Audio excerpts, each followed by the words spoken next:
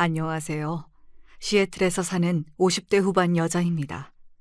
지금은 강원도 어느 산골에서 한옥에서 쉬고 있어요. 1년의 절반 정도는 여기서 머물 예정이에요. 누가 집을 지었는지 정말 편안합니다. 하지만 눈물이 자꾸 흘러내립니다. 가슴에 차가운 돌덩이가 있는 것만 같고요.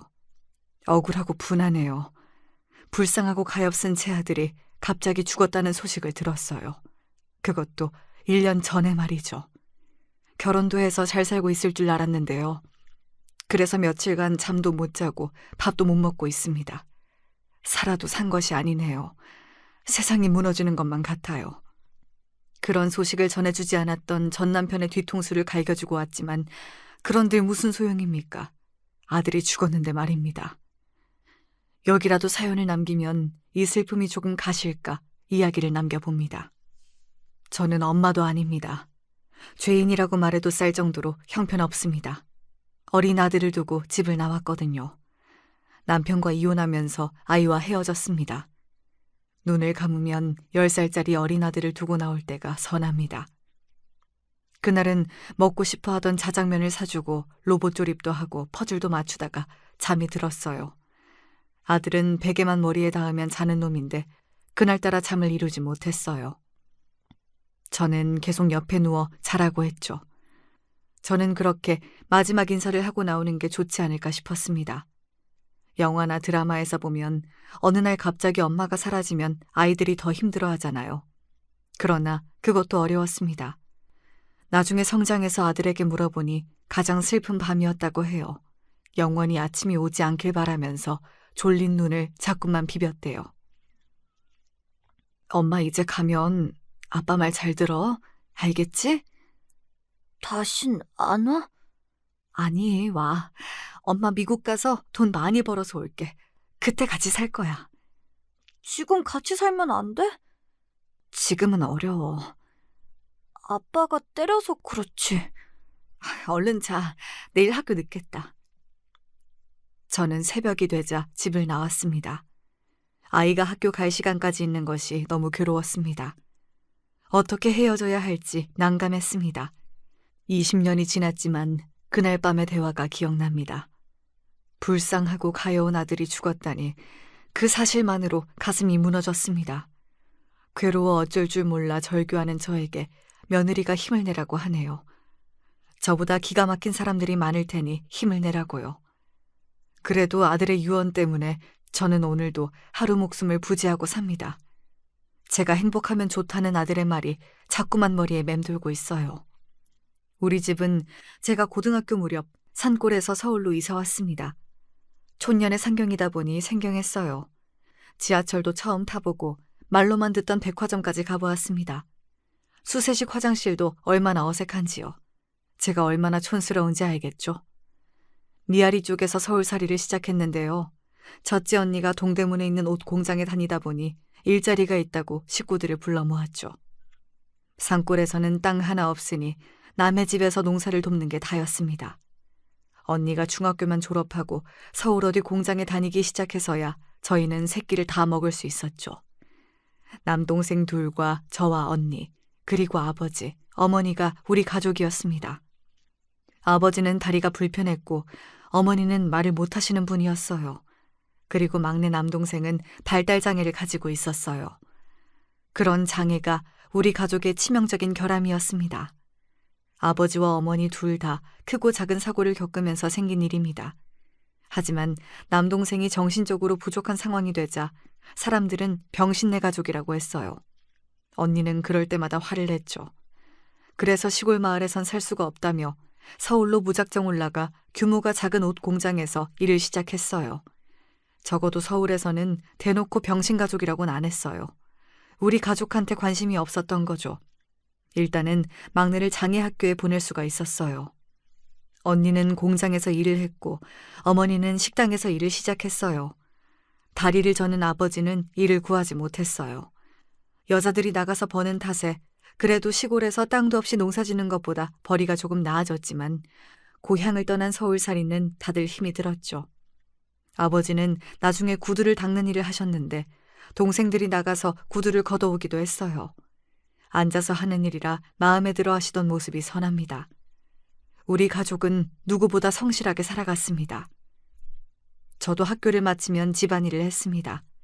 셋이 번다고 해 6식구 입에 풀칠이나 할 정도였어요. 저도 겨우 고등학교를 졸업하고 근처 옷가게에서 점원으로 일을 시작했습니다.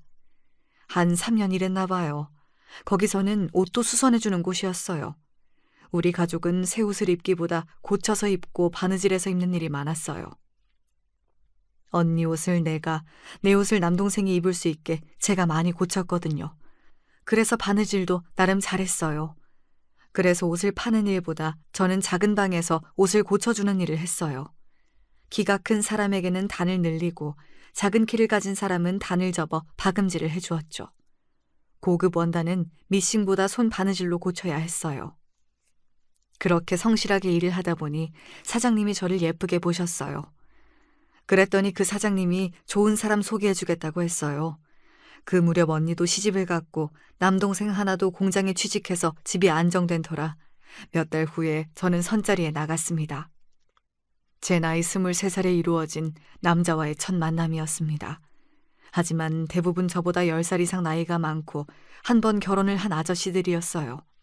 언니가 그 사실을 알고 옷가게 사장과 싸우고는 절 끌고 나왔습니다.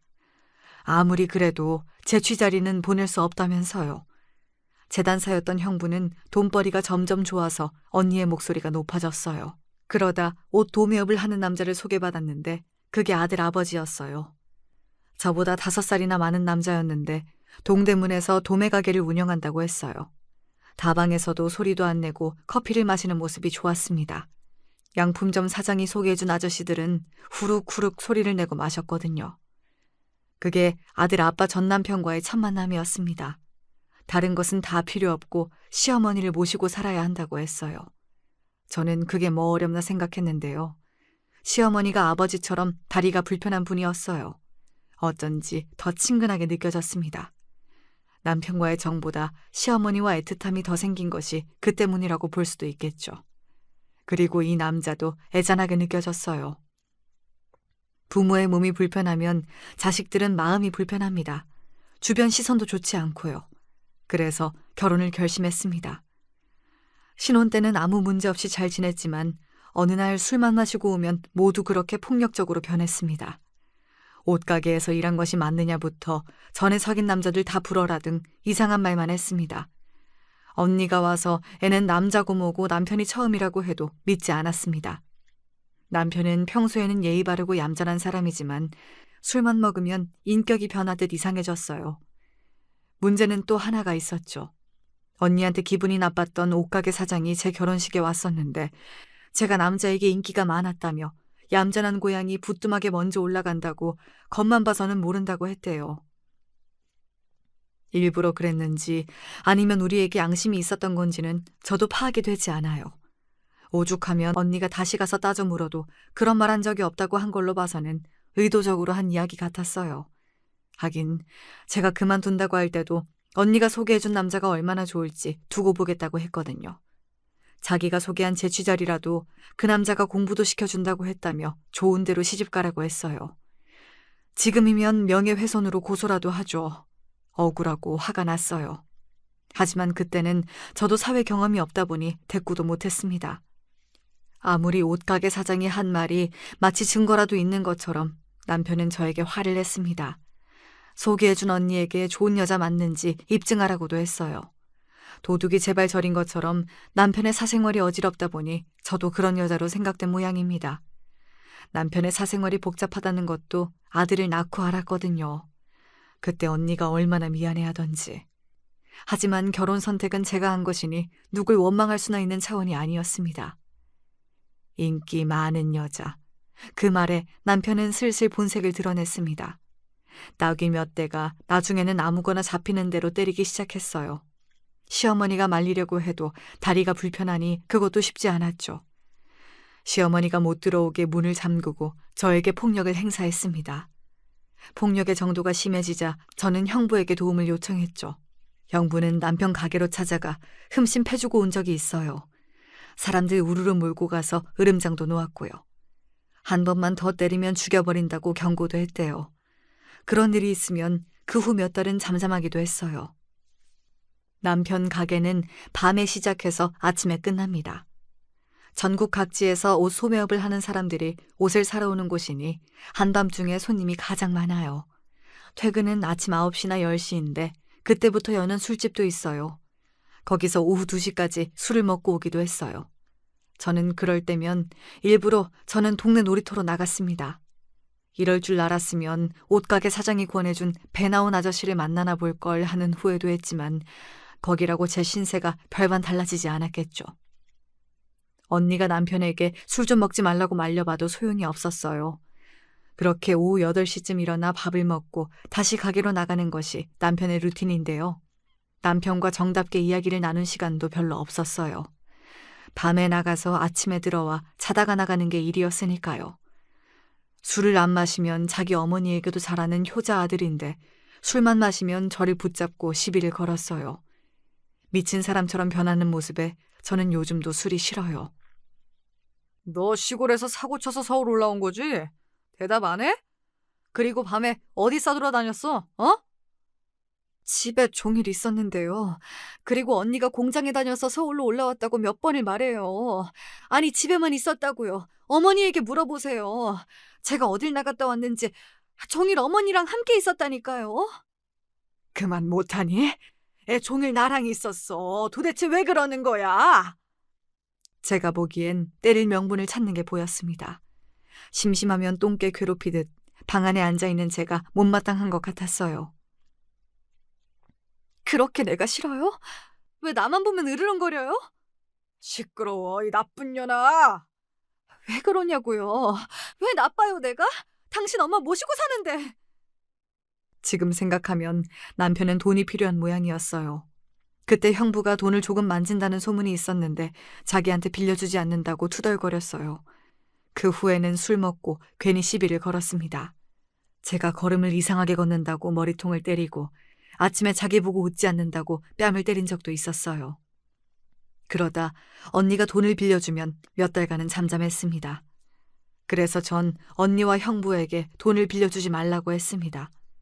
그 돈으로 가게에 투자하는 것이 아니라 술 먹는데 탕진했기 때문이에요.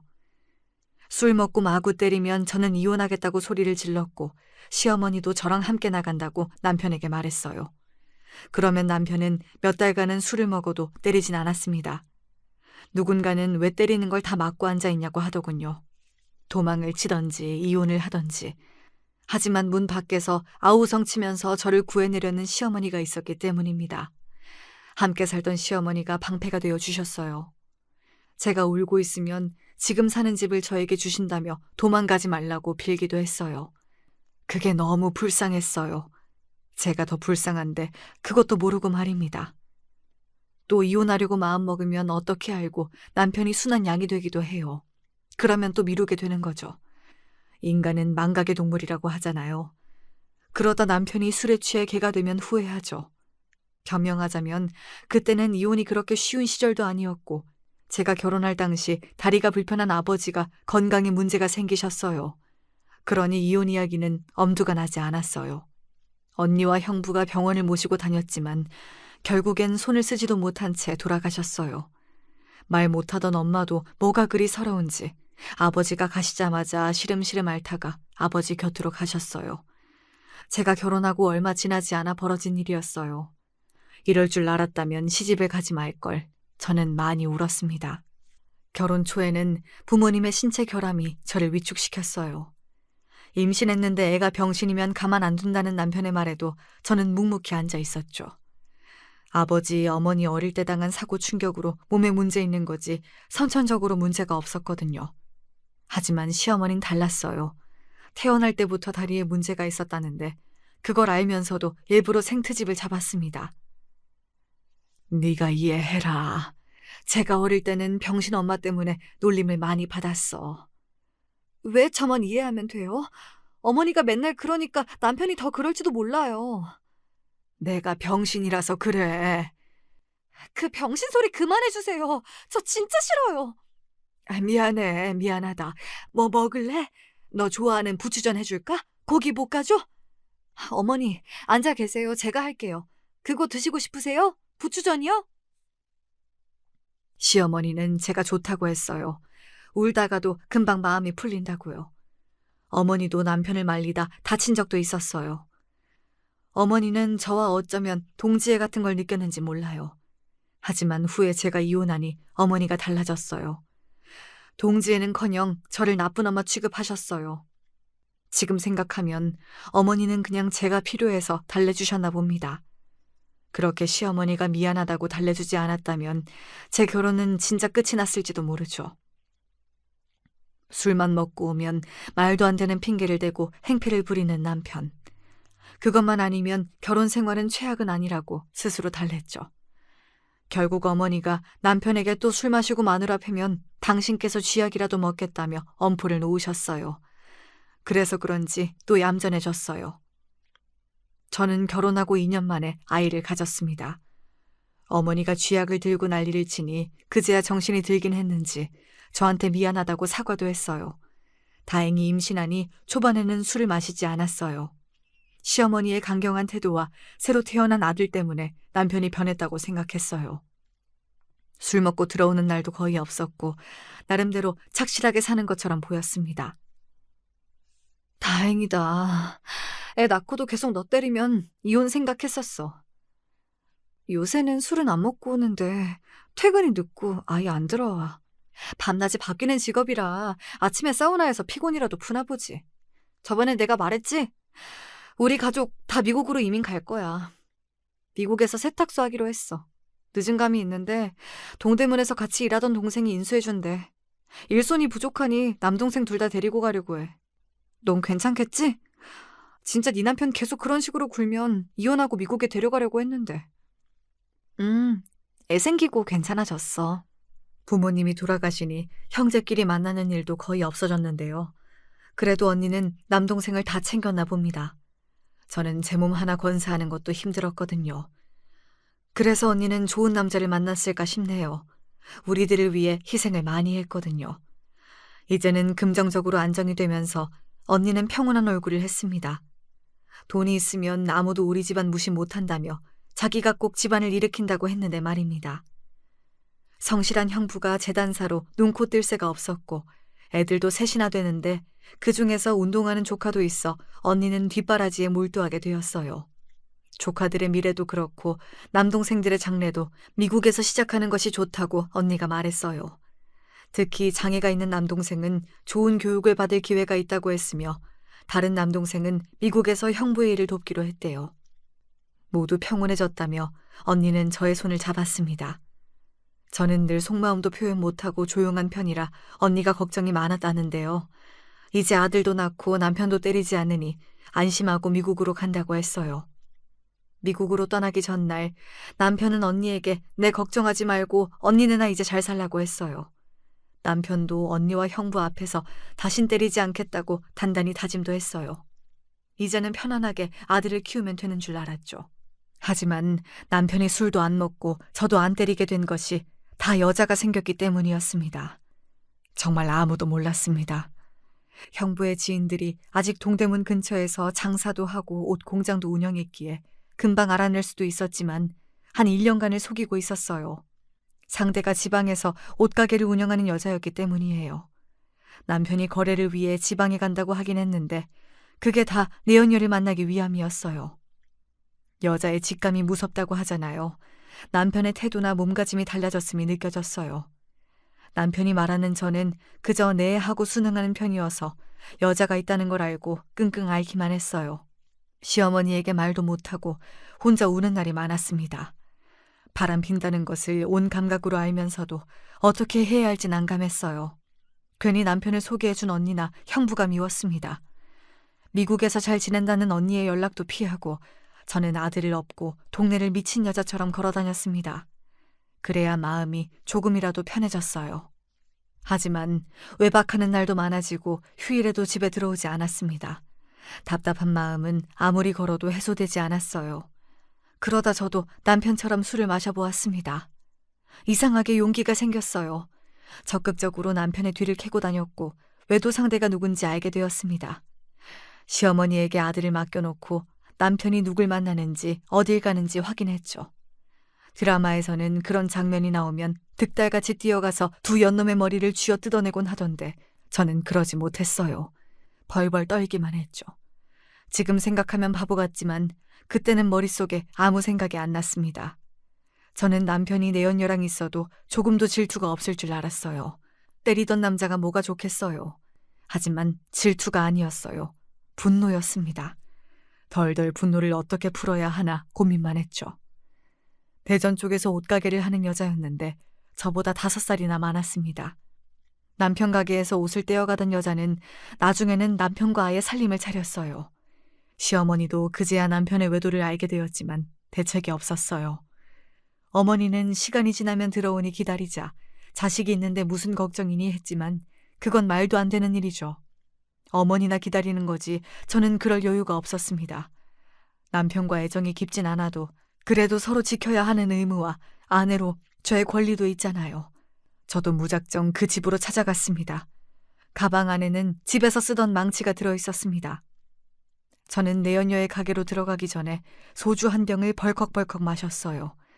무슨 용기인지 남편처럼 술을 마시니 비슷한 행동이 나왔습니다. 그 여자의 가게와 살림을 망치를 들고 깨고 부셔버리기 시작했어요. 그 뒤에 남편이 가게로 들어왔는데 저한테 뭐라고 하지 못하던데요. 평소 순한 여자가 그렇게 나오니 남편도 놀란 모양이었어요. 아무 말 없이 다짜고짜 다 쾅쾅 밟아버렸습니다. 지금 그렇게 다 행패를 부리면 고소를 당할 텐데. 하지만 더 무서운 것이 그 내연녀였습니다. 그 여자는 제가 그러면 그럴수록 웃기만 했어요. 소름이 돋았어요. 그 여자가 보기엔 저는 순진한 주부처럼 보였나 봅니다. 남편은 늘 제가 과거가 있다고 의심했는데 이번에는 진짜 과거가 화려한 여자를 만나는 중이었습니다. 술집에서 일한 경험이 있는 여자였고 애까지 있었어요. 저는 말도 없이 가게 살림을 망가뜨리고 나자 그 여자와 남편은 아예 대놓고 바람을 피웠어요. 제가 망치로 둘이 만나라고 쾅쾅 선언한 것이 아닌데 말이죠.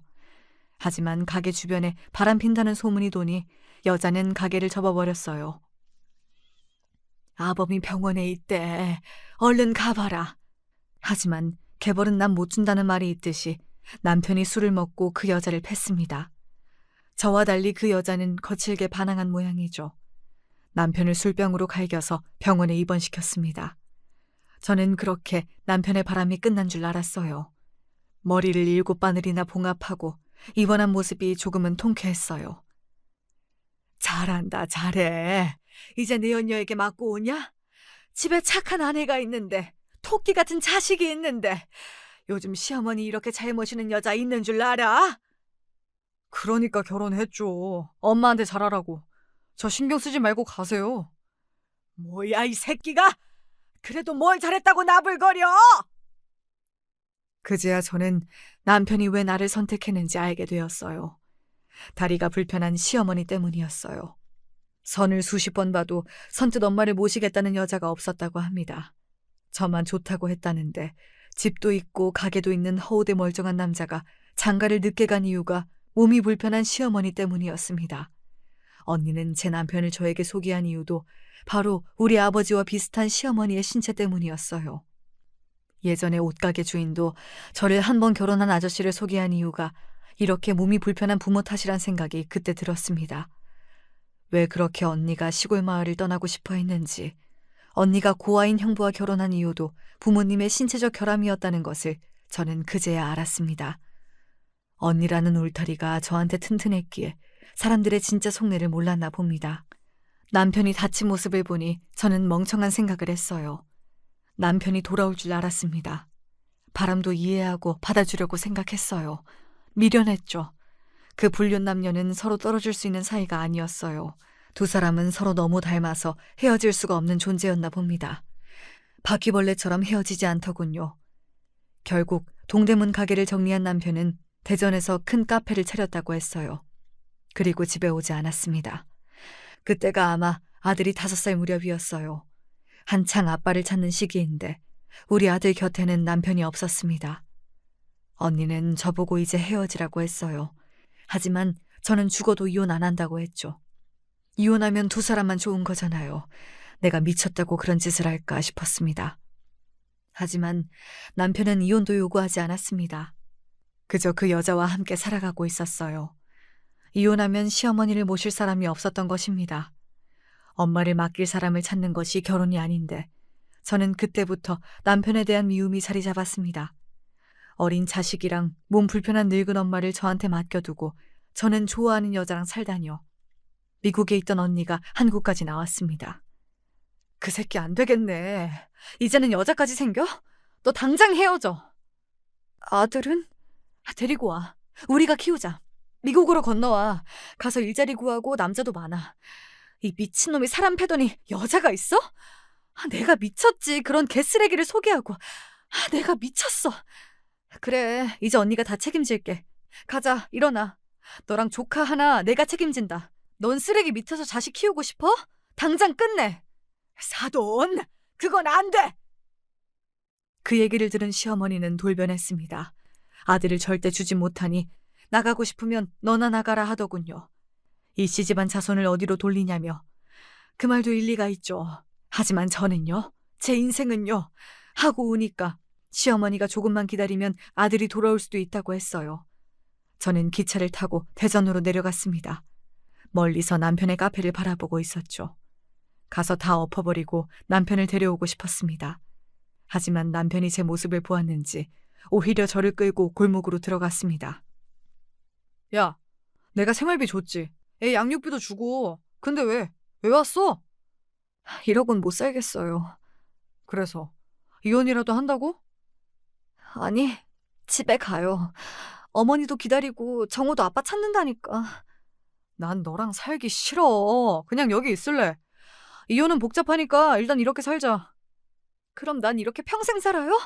당신 데리고 갈 때까지 이 카페에 매일 올 거야. 알아? 이혼해도 자식을 데리고 가지 못하면 저는 이대로 살아도 좋다고 생각했어요. 남편은 제가 며칠 그러다 말겠지 싶었는지 말없이 카페로 갔어요. 저는 3개월 동안 매일 카페 문을 열리는 시간에 그 앞에 서 있었습니다. 가게로 들어가면 영업 방해지만 그 앞 인도에 서 있는 것은 경찰도 끌어내지 못했거든요. 남편의 내연녀는 저만 보고 인상을 찡그렸고 사람들은 제가 거기 왜 서 있는지 처음엔 몰랐지만 차츰 제가 남편의 아내이고 지금 내연녀와 카페를 차렸다는 것이 알려졌어요. 당연히 가게에 손님이 떨어졌죠. 무슨 생각인지 남편은 저를 데리고 집으로 돌아왔습니다. 너 내가 가만히 있으라고 했지.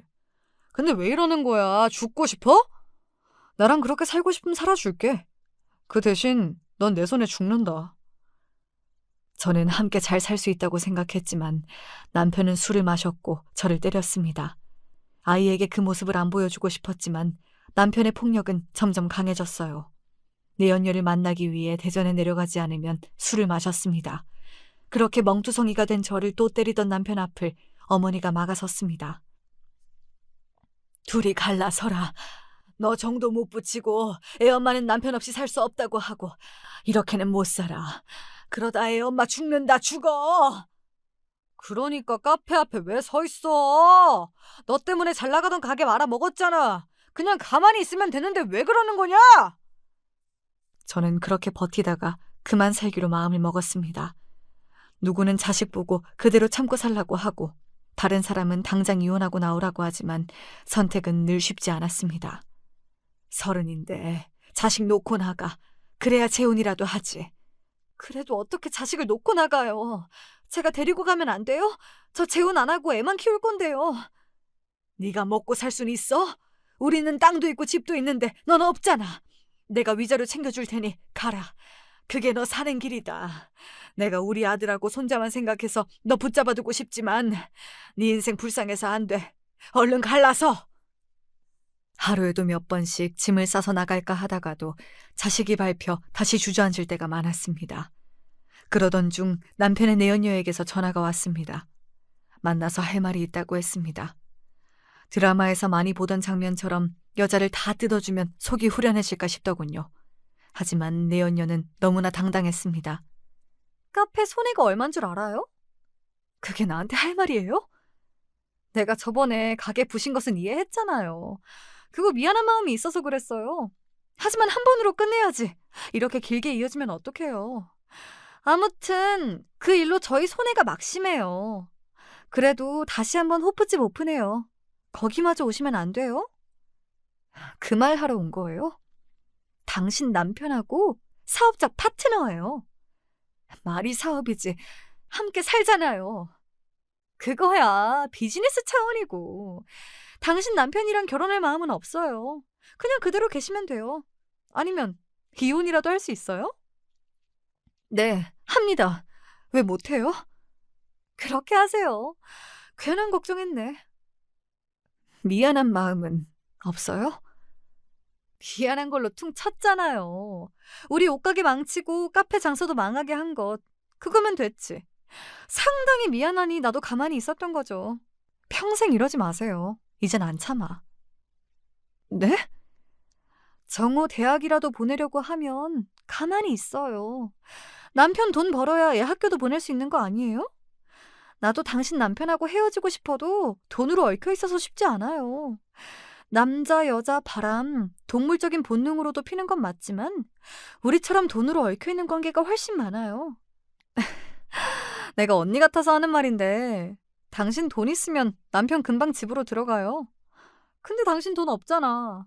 내 옆에 당신 남편이 죽치고 있는 것도 내가 돈이 있어서 그래요. 동대문 가게 망한 거 모르죠? 당신들 편하게 살았으니까. 당신 남편은 망해서 나한테 온 거지. 나랑 살림을 차려서 망한 게 아니에요.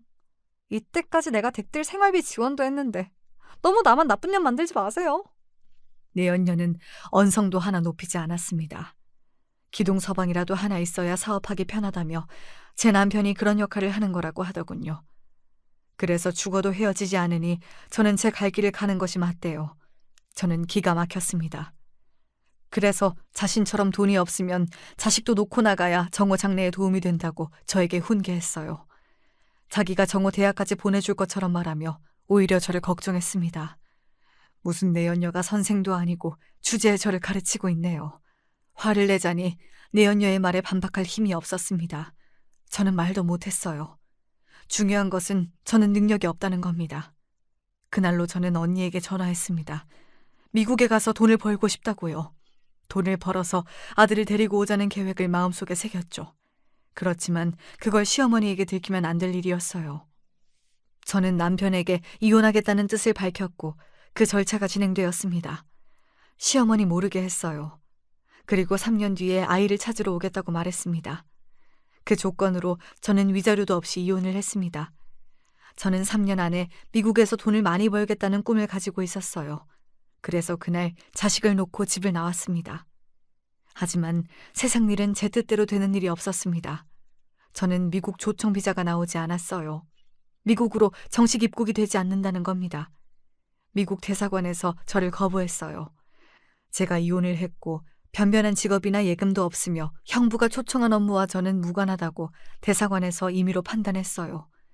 계속 가정주부로 있다가 갑자기 형부의 재단 일을 하기 어렵다는데 그거야 사실이죠. 미국으로 갈 수 있을 줄 알았는데 저는 그 당시 죽고 싶었습니다. 이혼 전부터 언니와 상의해서 결정한 일이 이렇게 틀어질지 몰랐습니다. 그 당시 한국 젊은 여성들이 미국으로 불법 취업해서 율락업에 종사하는 일이 많아져 입국 심사가 까다로워졌다고 했어요. 아마 지금이면 쉽게 가능할지 모르죠. 엄마가 미국 가서 돈 많이 벌어올게. 아들에겐 그렇게 말했는데 저는 당장 라면 하나 살 돈도 없었어요. 언니는 미국에 사는 남자와 결혼해서 입국하는 과정도 있다며 선을 보라고 했지만 저는 남자도 결혼도 다 신물이 난 상태였습니다. 어쩌면 저는 남편의 울타리에서 안주하던 한 마리 양이라는 생각이 들었습니다. 무서워서 세상에 나가지 못하고 벌벌 떠는 양으로 살다가 죽긴 싫었습니다. 무작정 옷 수선공을 구한다는 곳을 찾아가 일을 시작했어요. 지금 당장 미국에 못 가도 언젠가 갈 수 있다는 희망을 보고 말입니다. 제가 옷 수선 경험이 있기에 가능했어요. 바늘에 무수히 찔려가며 옷을 고치고 매만졌습니다. 시어머니에게 전화를 걸어 아들이 잘 있나 물어보고 싶어도 이혼한 후에는 그게 참 어려웠습니다. 늘 아들을 그리워했지만 연락마저 끊고 1년간 일을 하고 나니 다시 미국으로 들어갈 기회가 생겼습니다. 형부가 운영하는 세탁소에서 옷 수선하는 사람이 필요하다는 연락이 왔습니다. 제가 한국에서 일을 하고 있다는 증명을 보고 미국 대사관에서 입국 신청이 떨어졌습니다. 저는 미국으로 가자마자 세탁소에 딸린 1평도 안 되는 작은 방에서 옷을 수선했습니다. 아침 9시부터 저녁 9시까지 쉬지 않고 옷을 매만졌습니다. 내 손으로 집을 장만하고 아들을 데려올 생각만 가득했습니다. 세탁소에서 죽도록 일했습니다. 아들에게 돈을 보내줄 요량을 말입니다. 돈이 생기면 아들 명의의 통장으로 돈을 보냈습니다. 한국에 있던 1년 동안은 먼 곳에서 학교 가는 아들 뒷모습을 본 적은 있지만 이곳 시애틀에 와서는 아들의 모습을 보지 못해 우울증과 향수병에 시달리기도 했어요. 돈을 차곡차곡 쌓여 아들하고 함께 살 생각하며 다시 마음을 다잡았습니다. 일을 많이 했기에 목 디스크와 관절염이 찾아왔지만 저는 계속 바느질을 멈추지 않았습니다. 언니는 미국에 왔으니 관광이라도 하라 했지만 저는 그럴 여유가 없었어요. 미국인지 시애틀인지 알지도 못했어요. 조카들은 다들 좋은 학교도 다니고 있었습니다. 그게 참 부러웠습니다. 공부를 열심히 하고 자기가 하고픈 일을 찾아 공부하는 모습을 보니 아들이 더 보고 싶었습니다. 그리고 5년이 지났을까요? 아들이 중학교 다닐 무렵 저는 한국으로 전화를 걸었습니다. 아들, 엄마야. 이제 함께 살 수 있어. 엄마 명의 아파트도 있고 너 데리고 오려고 진짜 노력 많이 했어. 여기 미국 시애틀 이모네야. 비행기표 보낼게. 아빠가 그러자고 예전에 약속도 했어. 저는 아빠랑 살래요. 그럼 전화 끊습니다. 전에 전화를 걸기도 하고 엽서나 편지, 선물도 보냈지만 연결도 안 되고 받았다는 답도 없었어요. 시어머니가 중간에서 다 가로막았습니다. 저의 전화나 선물을 받으면 애가 마음을 잡지 못하고 밥도 안 먹고 거부한다고 중간에서 전달하지 않았다고 해요. 그래서 그런가요? 아들은 저에게 쌀쌀맞게 대했습니다. 제가 아무리 전화를 걸어도 아들은 받지 않았어요. 정말 죽기보다 싫지만 전 남편에게 전화를 걸어 도대체 애가 미국으로 오지 않는 이유를 물었습니다. 친구 있고 할머니 있고 다 있는데 네가 오라면 당장 가냐? 벌써 6년이나 지났어. 돈이나 보내. 그러면 생각이 달라지겠지. 남편은 여전히 저를 무시하는 말투였습니다. 그러는 사이 시어머니가 돌아가셨다는 연락을 받았습니다. 저는 전 남편이랑 연락하는 것은 싫었지만 아들이 저를 피하기에 어쩔 수가 없었습니다. 그리고 4년이 지나니 아이가 벌써 20살 성인이 되고 말았습니다. 저는 미국 생활을 정리하고 한국으로 들어가겠다고 언니에게 말했죠. 미국에서 8년 정도 돈을 모았기에 한국에서 아들을 보고 싶었습니다. 수도권의 작은 아파트 정도를 얻을 수 있는 돈과 어느 정도의 생활비를 가지고 한국에 들어갔습니다. 시어머니는 돌아가셨고 남편은 아직 그 내연녀와 함께 지내고 있었어요. 연인 관계는 아니라고 하더군요. 관심도 없는 이야기 그만하고 아들이 어디 있는지 알려달라고 하니 군대에 있다고 했습니다. 저는 군대에 있는 아들을 만나기 위해 통닭이나 김밥을 사들고 갔습니다. 다른 집 아들은 다 나오는데 내 아들만 부대에서 안 나오는 겁니다. 만나기 싫다는 말에 저는 자리에서 주저앉고 말았어요. 전 남편이 어떻게 말했길래 애가 저를 싫어하는 걸까요? 저의 관절에 문제가 상당했기에 심한 스트레스를 받으니 몸에 마비가 왔습니다. 그래서 병원에 입원하고 나오고를 반복했죠. 그러다 보니 아들도 제대할 무렵이 되었습니다. 저는 군대에 있는 아들에게 매일 편지를 보냈습니다. 답이 오길 정말 기다렸지만 끝내 오지 않았어요. 그러던 어느 날 한 젊은 남자가 찾아왔습니다. 바로 아들이었습니다. 저는 말도 못하고 계속 울었어요. 그러다 진정이 되니 아들이 인사를 했습니다. 안녕하세요 하는 인사가 왜 그렇게 서글프게 들릴까요? 몸은 어떠세요? 괜찮아. 너는 왜 대학 안 갔어? 바로 군대 가게? 공부에 소질이 없어요. 그럼 이제 뭘 할래? 아니, 밥은 먹었니? 밥은 다 먹고 왔고요. 어머니, 그냥 이대로 살아요, 우리. 한국에 있지 마시고 미국으로 가세요. 제가 자리 잡으면 연락드릴게요. 아니야, 이제 미국 안 가. 너랑 살려고 미국 간 거지. 너랑 같이 안 사는데 무슨 미국이야. 이모랑 삼촌들은 다 잘 살아. 가족들 다 꾸리면서. 너 왜 그때 안 온다고 했어? 중학생 때 말이야. 할머니 아픈데 어떻게 가요? 그때 할머니 아파서 돌볼 사람이 없었어요. 너 아빠는 뭐하고? 아시면서 뭘 물어요. 아버지 술 먹고 나중에는 저랑 할머니 괴롭혔어요. 그럼 너 미국에다 연락해야지. 엄마한테 도와달라고. 아버지가 엄마 미국에서 재혼했다고 그러던데요. 누가? 미쳤어! 아니야. 너랑 살려고 죽도록 일만 했어. 엄마, 아빠랑 연락하지 마세요. 돈도 절대로 주면 안 돼요. 뭐? 왜? 엄마, 미국 도로 가세요. 여기 있다가 아빠랑 얽혀서 좋은 거 하나도 없어요. 아빠는 돈 생기면 안 되는 사람이에요. 이제는 도박도 해요. 같이 사는 아줌마도 학을 뗐어요. 호프집 하는 아줌마 말이에요. 아들의 말에 저는 하염없이 울었습니다. 내가 그동안 보내준 용돈을 중간에 이 남자가 다 가로챈 모양이었습니다. 그 당시에도 아들은 제가 미국으로 간다고 하면 할머니 요양원으로 넘기고 저한테 돈을 달라고 해코지할까, 안 산다고 했다면서 마지막 헤어질 때 함께 만난 로봇을 아직도 간직하고 있다고 했어요. 저 엄마 너무 보고 싶었는데 그래도 참았어요. 엄마라도 행복하면 돼요. 아니야. 난 너 없어서 하나도 안 행복했어. 너 없으면 그게 행복 아니야. 그래도 미국이면 여기보단 행복할 수 있잖아요. 아버지랑 연락 끊을 거니까 엄마도 연결하지 마세요. 제 번호 없앨 건데 나중에 제가 연락드릴게요. 아들은 무슨 일을 하는지 알려주지 않고 다시 떠나버렸습니다. 아비라는 인간이 더 망가졌다는 것이 어이가 없었습니다. 전화를 걸어 따져 물으려고 해도 아들 말대로 다 지난 일이라고 생각했습니다. 저도 미국에서 돌아가 모든 재산을 정리하고 한국으로 다시 돌아왔습니다. 그 후 아들이 연락이 왔습니다. 지방에서 집을 짓는 일을 한다고 했어요. 어릴 때부터 만드는 것을 좋아하던 놈이었는데 한옥을 짓는 어려운 일을 선택하다니 그래도 대견했어요. 저는 한국으로 돌아와 아들 줄 아파트를 장만했습니다. 결혼이라도 한다고 하면 줄 요량이었죠. 당분간 서울에 있으면서 아들의 연락을 기다렸습니다. 아들은 가끔 서울로 올라와 저와 밥도 먹고 이야기도 했어요. 그러던 중 몇 달간 아들과 연락이 끊겼습니다. 저는 걱정이 너무 되어 밤잠을 설쳤는데요. 알고 보니 전 남편이 사고를 크게 쳤다고 했습니다. 술 먹고 멀쩡한 가게를 차로 들이박았다고 했어요. 그래서 병원비에 가게 보상비까지 마련해야 한다니 저는 전 남편이 있다는 병원으로 뛰어갔습니다. 도대체 그 인간은 왜 그러는 거야? 미쳤어? 술을 아직도 먹어? 이혼 잘했다고 했지? 엄마, 제가 다 알아서 할 테니까 가셔도 돼요. 여기 뭐하러 오세요? 엄마, 절대 아빠 만나지 마세요. 제 부탁이에요. 그리고 몇 달 후 전 남편이 저를 찾더군요. 전화로 밥이나 먹자고 하길래 전화를 끊어버렸습니다.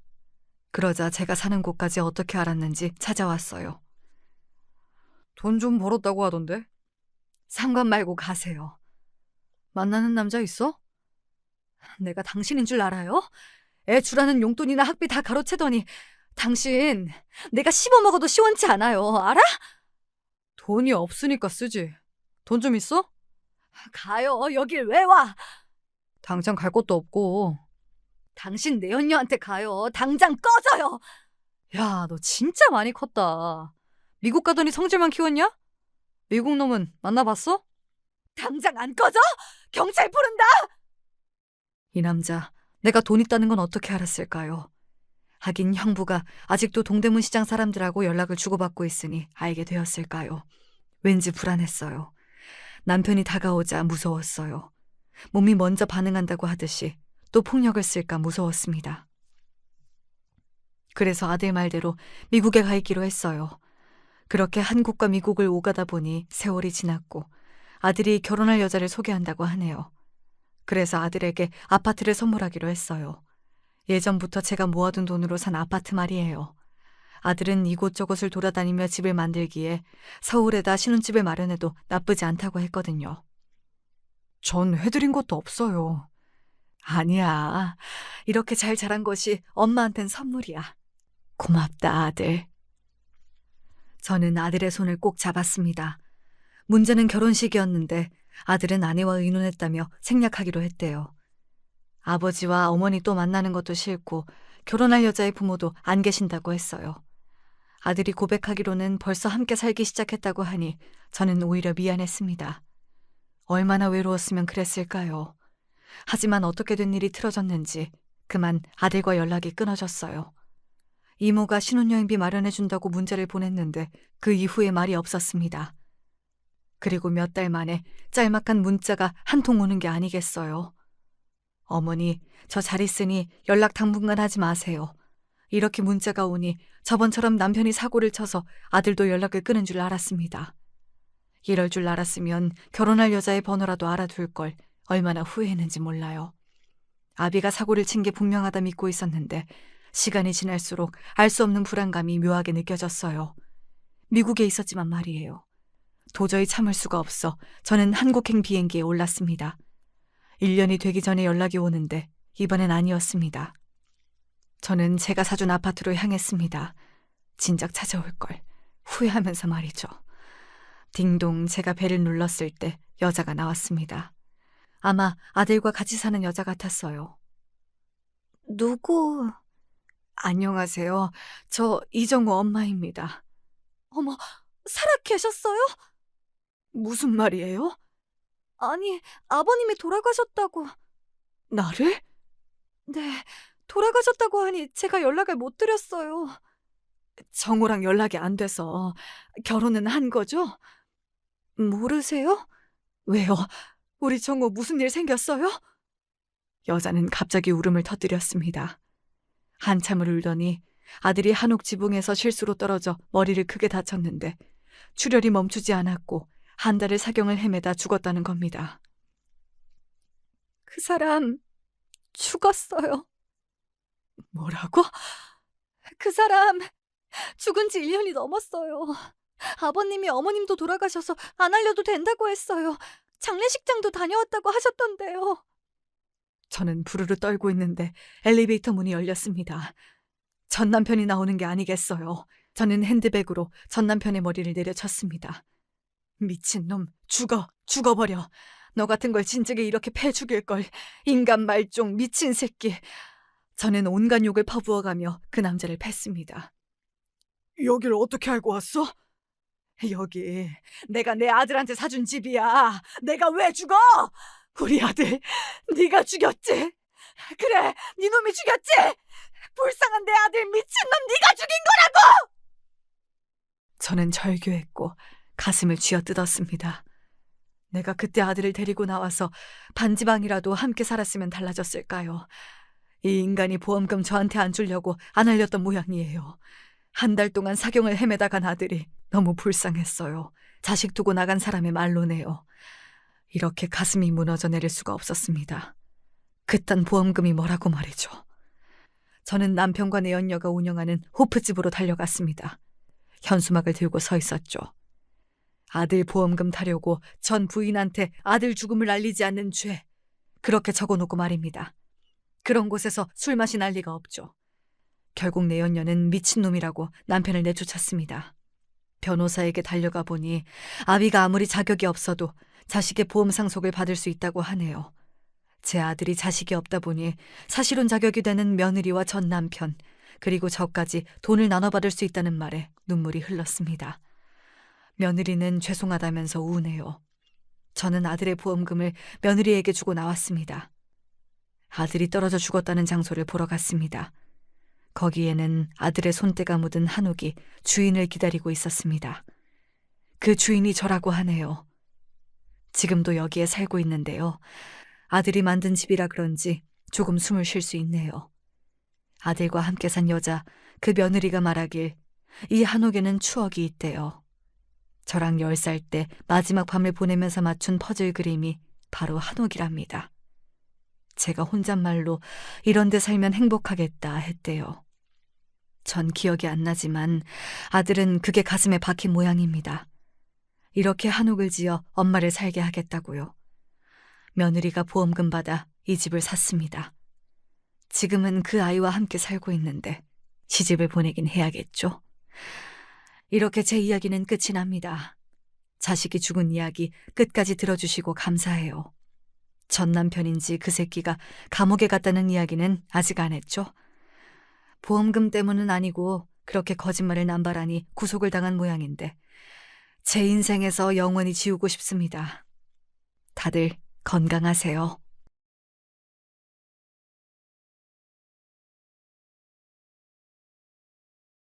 안녕하십니까? 그간 잘 듣기만 해왔던 사연에 빠지다 채널에 저의 이야기를 사연으로 신청해봅니다. 저는 남중 남고를 나왔습니다. 그 뒤로 어쩌다 보니 대학도 남자놈들이 유난히 득실거리는 전공을 택했으니 젠장 맞을 환경을 오래도 겪은 셈이었죠. 제가 그 중학교를 선택했던 건 단 한 가지 이유 때문이었습니다. 동철아, 넌 당연히 가련중학교에 갈 거지? 설마 다른 학교 생각한 거 아니지? 저는 아람중학교에 가고 싶다는 생각을 좀 하고 있었는데요.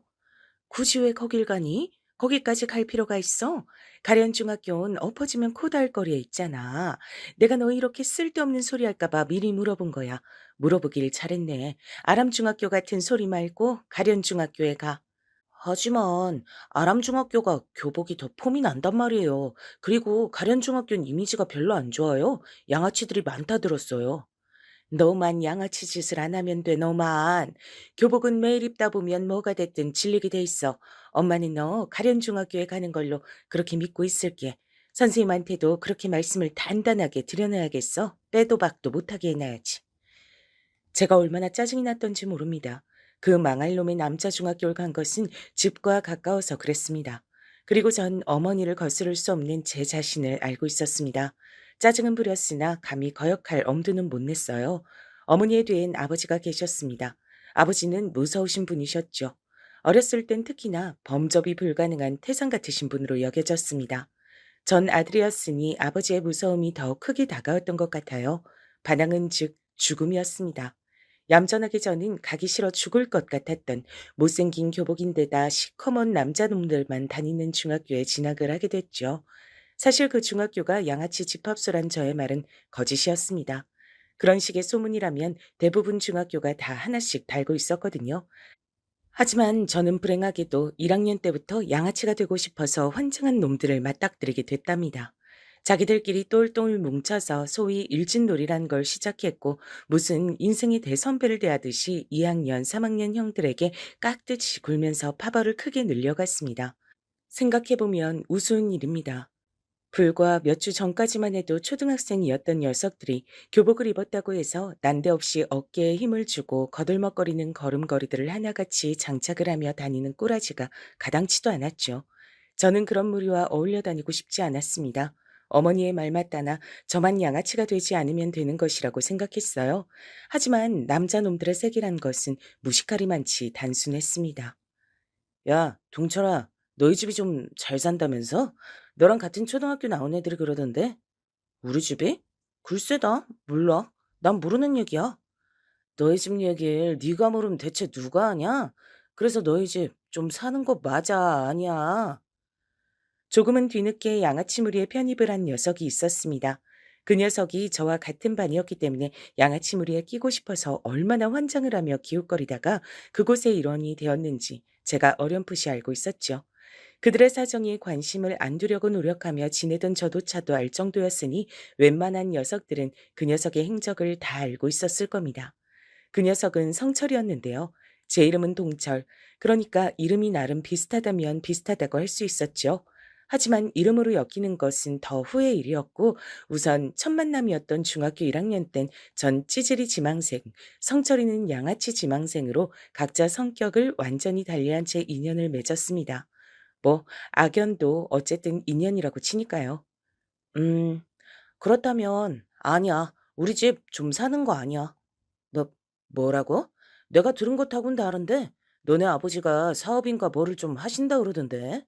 사업하시는 건 맞는데 그렇다고 해서 집이 잘 산다는 얘기랑은 다른 얘기잖아. 암튼 그래서 좀 사는 거 아니야, 우리 집. 제가 태어나게 됐고 했을 때 안 보는 척하면서 이쪽을 다 지켜보고 있었던 같은 반 녀석들이 저마다 푸흡 하면서 웃음을 터뜨렸습니다. 제가 본의 아니게 성철이 녀석을 한 방 먹인 셈이었거든요. 할 말이 없어진 성철이는 넋이 빠진 표정이었습니다. 저에게 뭔가 트집을 잡고 싶은데 머리는 얼른 안 굴러가서 답답해 미치겠다는 듯 곧이어 입맛을 빠르게 다시더군요. 그러나 결국 별 소득 없이 저의 자리 앞에서 물러나야 했죠. 설마 하니 제가 저희 집 잘 사는 거 아니라고 대답할 줄은 몰랐던 모양입니다. 성철이가 왜 저한테 집안 사정을 물어봤겠나요? 답은 하나였죠. 삥 뜯으려고요. 저희 집이 근데 잘 사는 건 사실이었습니다. 성철이의 표현에 따라서 좀 사는 집이었습니다. 아버지께서 괜히 무서운 분이 아니셨어요. 냉정한 사업가 기질이 강하셨기 때문에 어린 제 눈엔 항상 무섭게 보였던 것입니다. 약간은 특이하게도 친가보다 외가가 더 잘 살았습니다. 친가는 형편이 원래 그저 그랬다고 해요. 반면에 외가는 배에 기름칠할 정도는 꾸준히 하고 살아온 집안이라고 익히 들은 바 있었고요. 낭중지추라고 하던가요? 타고난 환경이고 나발이고 그런 것은 아버지의 발목을 감히 잡을 수가 없었습니다. 사력을 다하신 끝에 30대 초반의 나이에 작은 사업체를 어엿하게 운영하고 계셨고 외할아버지의 눈에 들어 어머니와 결혼을 하셨던 거예요. 참고로 어머니께선 집안 형편이 예전에 딱히 어려웠던 것도 아니었건만 중학교를 나오지 못하셨습니다. 아들만 우대하셨던 외할아버지 때문에 열이 받을 대로 받았던 딸. 그 사람이 바로 제 어머니셨거든요. 나는 더럽단 말과 치사하다는 말을 왜 같이 쓰는지 알겠어. 네 외할아버지를 두고 하는 말인 거야. 정말 더럽고 치사해서라도 그깟 학교 안 다니고 말지 싶더라. 외할아버지께선 당신의 딸들을 철저하게 미래의 출가 외인 정도로 대하셨다고 해요. 여러 의미로 대단하신 분 같아요. 온갖 잔소리를 듣고 욕을 먹으며 중학교를 다닐 바엔 죽도록 집안일이나 하고 나가서 돈이나 버는 게 나을 것 같아서 어머니는 그렇게 하셨다네요. 당시에는 그게 속이 편하셨다고 하는데 시간이 지나자 가슴속에 응어리로 한으로 남았다고 하시더군요. 남들이 보기엔 경제적으로 어려울 것 없어서 축복받은 집안의 딸이었겠으나 실상은 전혀 다른 인생을 살아오신 어머니셨어요. 반항심에 별 개차반 같은 남자들도 많이 만나보셨다고 했습니다. 그러나 당신 스스로도 신랑감은 절대 아니구나 하는 생각 정도는 갖고 계셨다네요. 그러다 보니 결혼을 못하신 채로 20대 후반에 접어들게 되셨는데 외할아버지의 강한 압박 때문에 아버지와 결혼하셨던 거예요. 내가 이 나이 먹도록 결국은 부모님의 그늘을 못 벗어나는구나 싶어서 화딱지가 났고 그래서 시키는 대로 결혼하는 건 절대 안 하려 그랬었지. 근데 네 아버지 얼굴을 딱 본 순간에 어라 마음에 드네. 그래서 에라이 그냥 마음 편하게 결혼을 해버리자 싶더라고. 부모님의 과거도 굉장히 흥미로운 이야기였으나 질풍가도의 중학교 시절을 마무리 지어보자면 결국 저는 성철이 녀석 때문에 골치가 아파졌답니다. 여러 가지 확인 작업을 거친 끝에 제가 좀 사는 집 자식인 것을 확인하게 된 성철이는 제가 본인을 기만하고 약 올렸다고 생각하면서 그때부터 절 엄청나게 싫어했습니다. 그냥 싫어하는 것으로 끝낼 양아치 지망생이 아니었죠. 야, 친구 좋다는 게 뭐냐? 친구한테 1,000원만 주면 안 되겠냐? 어?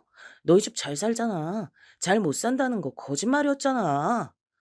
잘 산다고 쳐도 내가 왜 너한테 돈을 줘야 되는데? 귀 막혔냐? 친구 사이니까 줘야지. 내가 몇 번을 말하네, 동철아. 우린 친구잖아, 어? 친구끼리 돕고 살아야 좋은 거 아니겠어? 안 그래? 그러니까 좋은 말로 할 때 내놔라.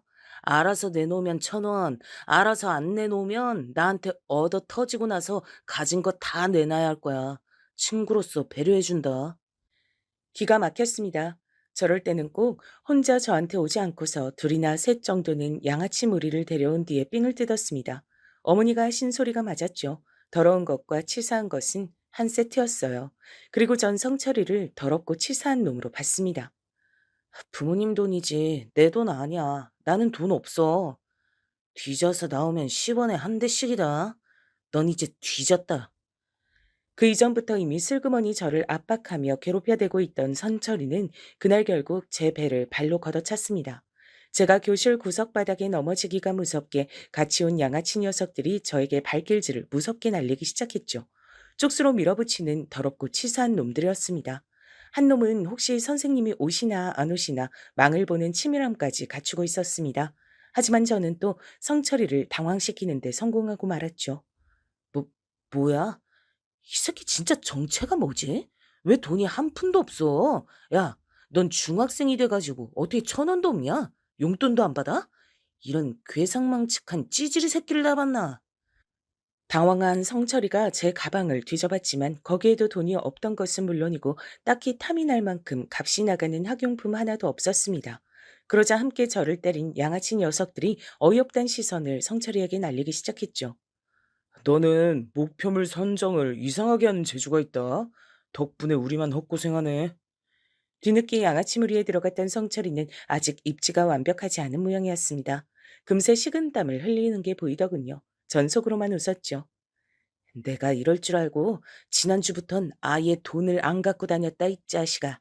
뛰는 양아치 위에 나는 찌질이 있다. 돈 한 푼 없이 어떻게 학교를 다니냐고? 왜 못 다녀? 집이 가까우면 다 가능하게 돼 있어. 삐까 번쩍하던 비싼 학용품, 브랜드 가방, 이런 것들도 진작에 제 남동생에게 넘긴 바였죠. 정확히는 남동생이 것과 교환을 했습니다. 항상 저의 것을 탐내는 녀석이었기에 저의 제안을 무척이나 기뻐했답니다. 남동생은 아직 초등학생이었으니 중학생의 시각에서 보기엔 유치하고 왠지 보잘것없는 학용품들이었죠. 제가 작정하고 대비를 해놓은 탓에 성철이는 저를 쉽사리 엿먹이지 못했습니다.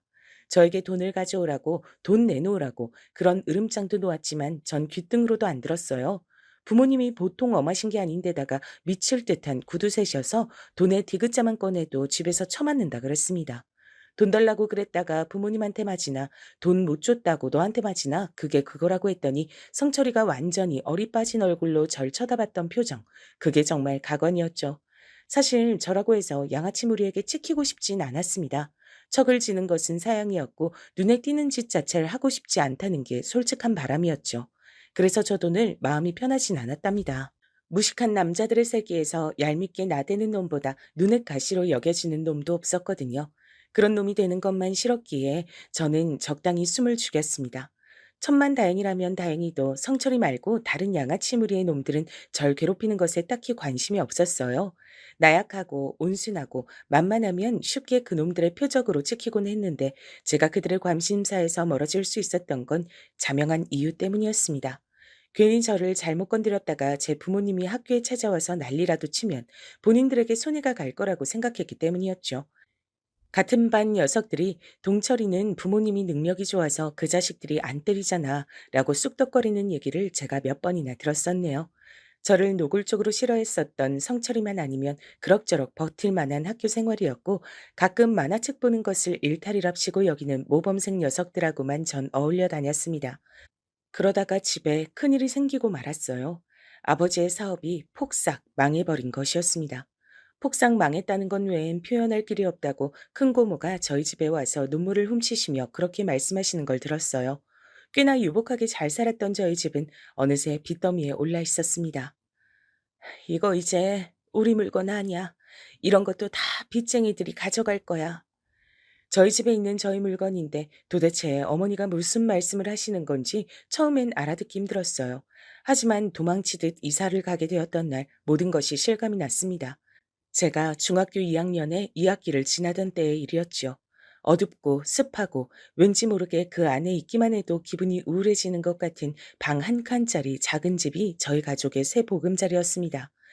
이곳에서 가장 가까운 중학교에 제 남동생이 진학할 것이고 저 또한 그곳으로 전학 절차를 밟을 거란 얘기를 들었어요. 저에게 선택지는 없었죠. 제가 부모님을 잘 둔 덕분에 무사히 학교 생활을 할 수 있었던 것처럼 미성년자인 자식은 부모님을 따라 명과 운이 갈릴 수밖에 없었습니다. 그런 집에서 살기 싫었어요. 제 침대, 책상, 옷장, 이런 것들은 모두 잃고서 이불 하나만 건졌다는 것도 여전히 믿어지지가 않았고요. 그때까지 평생 알아온 아버지의 모습은 태산이고 호랑이이고 승리자이고 언제까지고 기댈 수 있는 너른 등판이었습니다. 그러나 사업 실패라는 크나큰 몰락을 겪고 나신 아버지의 모습은 초라하고도 슬픈 것이었습니다. 답답함을 잔뜩 머금은 아버지의 눈빛에선 당신께서 추락을 겪으셨단 그 사실보다도 그 추락에 처자식을 매달고 말았다는 죄책감이 더욱 크게 엿보였습니다. 제가 장남은 장남이고 둘째는 둘째인가 보다 싶더라고요. 저는 아버지의 그런 기색을 읽었고 애써 의연하게 구시려고 하는 어머니의 노력이 보였는데 남동생은 떼를 쓰기만 했습니다. 왜? 우리 가족이 이런 집에서 살아야 돼요? 나 다시 원래 집으로 갈래요. 동훈아, 너 엄마가 또 이렇게 막무가내로 땡깡 부리면 혼낸다고 했어, 안 했어? 너 진짜 혼나고 싶어서 이래? 다시 그 집으로 어떻게 가? 못 가. 그 집은 이제 우리 집이 아니야. 여기가 우리 집이야. 동훈아, 제발 철 좀 들자. 네가 아니라도 엄만 너무 힘이 들어. 엄마야말로 철 좀 들어요. 아빤 자꾸 담배만 피잖아요. 밖에서 담배만 피는 거 내가 다 알아요. 내가 봤단 말이에요. 나하고 형은 학교 열심히 다니는데 아빤 그런 것도 안 하면서 엄마는 아버지를 혼내야지 왜 나를 혼내요? 철부지 남동생 앞에서 어머니는 말문이 크게 막히신 듯 보였습니다. 때로는 순수하기 때문에 어린 아이들이 어른들보다 되려 잔인하게 굴 때가 있다죠. 선과 악의 경계를 아직 모를 때라 그렇다고 하는데요. 이 시기에 제 남동생이 그랬던 듯 싶어요. 보이는 그대로 받아들이고 말을 뱉으니까 부모님께선 크게 상처를 받으실 수밖에 없었죠. 어른이라고 해서 상처를 안 받는 게 아니구나. 아버지도 실패하시고 힘들어하실 줄 아는 분이었어. 나는 왜 아버진 영원히 꼿꼿하실 거라고만 생각했을까? 저희 가족이 수렁에 빠졌던 이때 전 사춘기의 예민한 감수성으로 되려 부모님을 섬세하게 이해할 수 있게 됐던 것 같아요. 아버지를 돕고자 하는 마음으로 돈을 건넸던 외가 쪽도 피해가 막심했고 따라서 어머니의 속은 썩어 문드러져 가고 있었습니다. 어머니는 걸핏하면 외가욕을 했었고 특히나 외할아버지를 신랄하게 비난하시곤 했던 분이셨으나 상황이 이렇게 되자 다른 누구보다 외할아버지께 죄송스러워하는 것을 보고 부모 자식 간의 관계는 굉장히 복잡한 문제라는 생각도 하게 됐죠. 그래서 제가 사내치고는 감수성이 풍부하다는 말을 꽤 듣는 학생이 되었었나 봅니다. 둘째란 이유로 저보다 철이 느리게 들었던 남동생을 대신해서 제가 효자가 될 때였죠. 애초에 그 중학교에 진학하고 싶지 않았던 것처럼 전 전학 따위는 가고 싶지가 않았으나 그 불평과 불만은 목구멍 안으로 삼켜버렸습니다. 전학은 3학년으로 올라가던 시기와 맞물려서 이루어졌어요. 조용히 사물함을 정리했고 꽤 친하게 지냈던 모범생 녀석들 몇 척에만 전학 사실을 알린 뒤였습니다. 그런데 학교에는 대체 비밀이란 게 없는 모양이었어요. 어떻게 알고선 성철이 녀석이 저에게 전학 얘기를 꺼내왔던 겁니다. 야, 너 사물함 비웠더라? 가방은 2개를 가지고 왔네. 가방에 사물함에 있던 것을 싹 다 담았나 봐. 너 전학 간다는 얘기가 사실이었구나. 어, 그래, 사실이다. 난 전학 가니까 넌 앞으로 여기서 잘 먹고 잘 살아라. 근데 이 찌질이 새끼가 끝까지 말본세를 안 고치네. 야, 너 부모 믿고서 까부는 것도 적당히 해야 될 거다. 그런 게 영원하리라는 보장이 있겠냐? 안 그래? 성철이가 그때 뭘 알고서 저한테 그런 말을 한 것은 아니었으나 듣던 입장에선 조금 뜨끔할 수밖에 없었죠. 제 본심은 그때 대체 내가 너한테 뭘 잘못했길래 넌 나한테 이러는 것이냐고 그런 것이나 따져묻고 싶었습니다. 그러나 전학이 결정된 상태에서 그런 소모적인 행위 따위는 하고 싶지가 않았어요. 대신 양아치 무리에서 튕겨나가지 않기 위해 안간힘을 쓰며 학교 생활을 하고 있던 성철이에게 선심을 가득 담아 조언을 남겨줬습니다. 야, 나한테 그런 소리를 할 게 아니라 넌 공부부터 해라. 뭐라고? 이 찌질아, 지금 너 공부 잘한다고 나한테 유세 떠냐? 자랑질이야? 확 씨. 그 잘난 대갈통을 박살내 줄까 보다. 네가 전교 꼴찌, 성적 바닥을 기는 놈이었음 내가 이런 소리도 안 하지. 그건 아예 가망이 없으니까. 근데 너 의외로 기본적인 머리는 있는 모양인지 중하위권은 하더라. 전교 등수 복도에 붙었던 날에 네 성적 봤어. 똥폼 잡고 싶어서 양아치 짓을 하는 녀석치고는 성적이 그만하면 괜찮던데. 작정하고 공부 좀 해. 이게 미쳤나? 야, 너 죽고 싶냐? 네 대갈통 따위는 이 주먹 한 방이면 망가뜨릴 수 있어. 너 그거 알고서 지금 나한테 까부는 거냐? 난 어차피 적당히 공고해 갈 건데 공부가 뭔 상관이야? 성적 낮게 보는 공고해 가려고? 그럴 거면 멋대로 공부 안 해도 되겠네. 근데 만에 하나 성적 깐깐하게 보는 인문계 턱걸이라도 하고 싶음 공부해라. 지금이라도 늦지 않았어. 이 찌질이가 완전히 지랄하고 자빠졌네. 벌써 3학년인데 늦지 않긴 뭐가 늦지 않아. 넌 집안이 잘 사니까 언제든지 학원 다니고 과외 받을 수 있으니까 뭐든지 쉽게 느껴지나 봐. 쉽다고는 안 했는데. 그렇게 생각 안 해. 근데 해볼 만하다고는 생각해. 네 말대로 벌써 3학년이잖아. 자포자기하는 녀석들 이미 꽤 많이 나오고 있거든. 그리고 1학기 중간고사 딱 끝나자마자 거기서 절반 이상이 더 자포자기 할 거야. 포기하지 않고 끝까지 해보는 녀석이 진짜 백이 승자다. 여기까지가 내가 해줄 수 있는 조언이야. 너 하기에 달렸지. 이 재수없는 찌질이가 말하는 꼬라지 한번 진짜 두들겨 패고 싶어지네. 그렇게 잘난 척 해놓고 과연 네가 얼마나 어떻게 잘 사는지 어디 두고 보자. 나를 왜 두고 봐?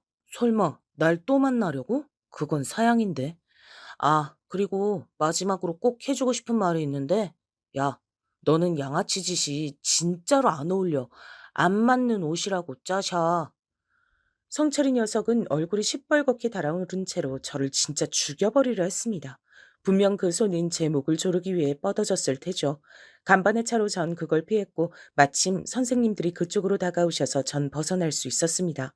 가슴을 쓸어내리며 학교를 빠져나왔었죠. 다시는 발붙일 일이 없는 학교의 건물을 보면서 저는 괜한 오지랖을 부렸다고 후회했습니다. 하지만 성철이 녀석을 다시 만날 일이 아무래도 없을 테니 별일이야 있겠나 싶기도 했죠. 전학을 간 학교 역시도 남자 중학교였습니다. 시커먼 녀석들만 가득했죠.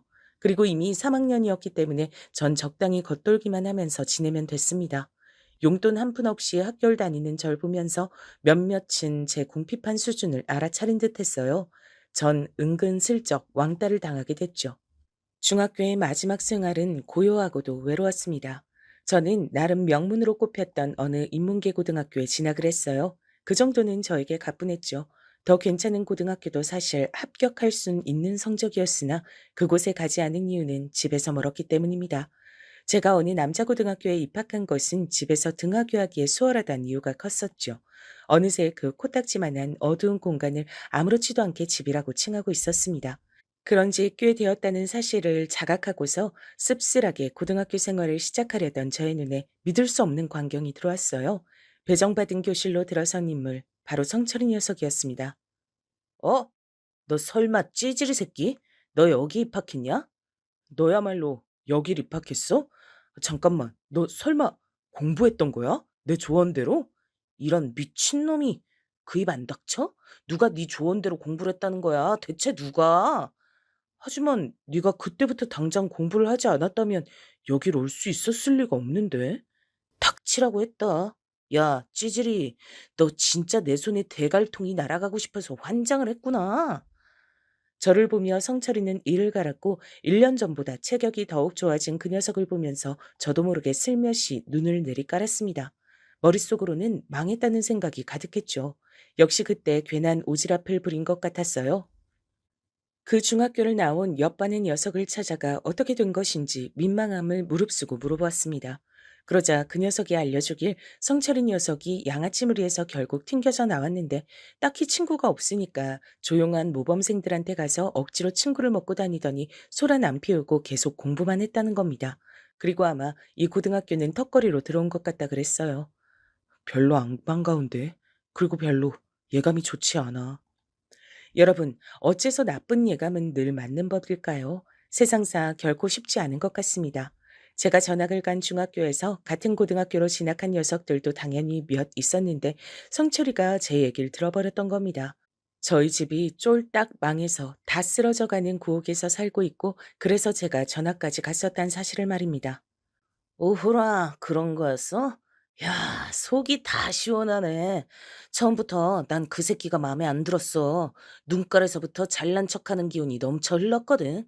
촌티만 팍팍 풍기고 놀 줄도 모르고 그저 찌질하기만 한 녀석이 공부 좀 하고 집안이 잘 산다는 이유로 고고하고 매사에 자신만만한 거 그게 그렇게 꼴보기가 싫었는데 아, 하늘이 내 편인가 보다. 어쩜 이렇게 좋은 일이 다 생겼냐?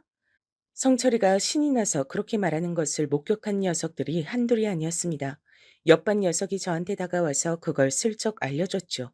못된 성철이 녀석은 제 불행을 자신의 행복으로 삼았습니다. 제 상황이 즐겁고 고소해서 어쩔 줄 몰라 하더군요.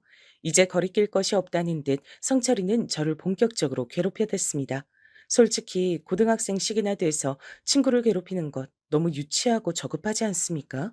그 당시에도 저는 그렇게 생각했습니다.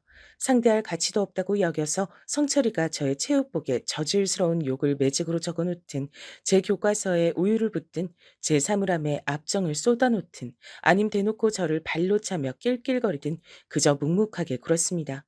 따지고 보면 저는 성철이 녀석에게 실질적인 조언을 날려서 도움을 주면 줬지 나쁜 행동을 한 적이 없었습니다. 먼저 시비를 건 적도 없었고요. 그래서 성철이 녀석도 이러다가 말겠지 싶었습니다. 본인 스스로도 이런 걸 내심 부끄러워할 거라고 여겼습니다. 너 이제 부모 백 없다면서? 가난뱅이 다 됐다면서? 꼴 좋다 이 찌질이 새끼. 하지만 세상에는 남을 괴롭히는 것에서 희열을 느끼는 부류가 있더라고요. 남보다 자기가 우위에 서는 것을 계속해서 확인받고 싶어하고 그런 감각에 중독되는 부류가 있다는 걸 저는 성철이 녀석을 통해 배웠습니다. 성철이 녀석처럼 덩치가 꽤 좋고 목소리가 크고 힘이 좋은 녀석이 앞장서서 절 괴롭혀대니까 다른 녀석들도 절 만만하게 여겼어요. 군중 심리라는 게 그렇더라고요. 절 두고 왕따 당해도 할 말 없는 놈, 왕따 당하는 게 당연한 놈이라고 다들 여기고 있었습니다. 선생님들께서도 제가 따돌려지는 그 분위기를 아예 모르실 순 없었습니다. 그러나 절 외면하셨어요. 담임 선생님께 제가 겪고 있는 상황을 말씀드린 적이 있었는데 그러자 교실에 들어오셔서 모두 앞에서 이렇게 말씀하셨습니다. 명색이 우리가 이만하면 명문이란 소리를 듣는데 학교 이름에 먹칠하지 말도록 적당히들 해라. 친구 괴롭힐 시간 있음 문제집이나 한 권 더 풀어. 출석부로 교탁을 탕탕 두드리며 그런 말씀을 하셨을 때 모두가 절 힐끗거렸습니다. 전 민망해졌고 그때 하필 성철이 녀석과 눈이 마주쳤는데 절 향해서 입모양으로 찌질이라고 했습니다. 웬만한 상황에서 초연하게 구는 것이 저였는데 그때는 정말 수치스러웠던 것 같아요. 그런 식으로 얼렁뚱땅 무말을 하시려고 드는 담임 선생님께 실망을 했습니다. 그 이후로는 아무것도 상담을 청하지 않았죠. 당연히 부모님께는 학교 생활에 아무 문제가 없다고 그렇게만 말씀을 드렸습니다. 울적한 학교 생활, 그리고 집에 와선 사춘기 남동생이 엇나가지 않도록 그 마음을 잘 달래줘야 했고 공부 또한 봐줬어야 했습니다. 그러면서 적나라하게 알게 된 사실이 있었죠. 이럴 수가. 내 동생이, 하나뿐인 내 동생이 돌머리라니. 수학 공식 하나를 두고 일주일째 뱅뱅 돌고 있는 게 말이나 되나? 난 이걸 독학으로 공부했었는데? 큰일이 아닐 수가 없었습니다. 왜냐면 저희 집은 이제 가세라는 것이 기울다 못해서 박살이 난 상태였고 가장 현실적인 타겟책은 대한민국에서 가장 널리 알려진 성공법을 따르는 것밖에 없었기 때문입니다. 그게 무슨 성공법이냐고요? 뭐겠나요? 대한민국 사람이라면 모두 다 아는 그거였죠. 명문대를 나와서 대기업에 입사하기. 필승법이라고 알려져 있지만 아무나 쉽게 따를 수 없기 때문에 많은 이들을 안타깝게 만드는 그런 방법이었습니다. 빚을 갚기 위해 묵묵하게 부모님은 일을 다니고 계셨어요. 큰 실패는 큰 성공으로 덮는 수밖에 없다고, 그러려면 다시 모험을 해봐야 한다고. 사실 아버지께선 이런 말씀을 하신 적이 있었으나 어머니께서 적극적으로 말리셨습니다. 우리 둘뿐이었음 그래도 되지. 모험? 너무 좋지. 멋지지 그거. 당신이 최고로 잘하는 거잖아. 근데 당신 이젠 자식들을 생각해야 될 때야. 이번에 또 실패하면 그땐 진짜 우리 자식 새끼들 볼 낯이 없어져. 그걸 알아야 돼. 그 설득 앞에서 아버지는 고개를 떨구셨고 동의를 하셨습니다. 이를 악물고 두 분 다 일을 다니고 계셨어요. 전 매일같이 피곤에 절은 두 분의 모습을 보며 저와 남동생이 명문대를 가서 대기업을 나오는 가장 안전하고 확실한 방법을 따른 수밖에 없다고 확신을 했습니다. 그런데 제 남동생이 제가 가진 공부머리의 반절 정도밖에 안 된다는 것을 확인하자 절망이 절 덮쳤어요. 그리고 이루 말할 수 없는 책임감, 부담감으로 전 질식할 것만 같았습니다. 제가 삐끗하면 저희 가족은 끝이란 생각마저 들었어요. 저에게 따로 말씀은 안 하시고 계셔도 제가 명문대를 무리 없이 갈 것이란 기대를 부모님께서 품고 계신다는 것을 전 눈치로 알고 있었습니다. 성철이 녀석 때문에 학교 생활을 망쳤다고 의기소침해 있을 때가 아니었어요. 저는 뉘집개가 짖나 하는 식으로 나가기 시작했습니다. 제가 무반응으로 일관하며 괴롭힘 앞에서 지루해야 하기까지 하자 성철이 녀석이 당황하더군요. 너는 개같이 짖어라. 난 공부하련다. 머릿속으로 목탁을 두드리며 매사에 태어나고자 애를 썼죠. 저의 그런 반응에 성철이 녀석은 모욕감을 느낀 듯했습니다. 매번 표정이 볼만했죠.